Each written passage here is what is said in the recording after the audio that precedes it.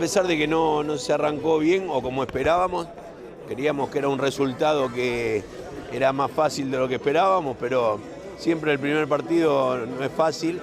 Y ahora, bueno, Argentina tiene la posibilidad de demostrar realmente para poder pasar esto y bueno, y ante México, no que es un rival difícil, pero bueno, creo que hay la suma confianza como para pasar y después esperemos a ver qué pasa.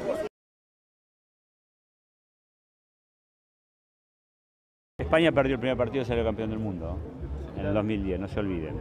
El fútbol te da posibilidades todos los días, y más en el Mundial, cada 4 días tenés que jugar un partido nuevo. Hay que olvidarse lo que pasó, corregir y salir mañana con todas las ganas y la energía para ganar.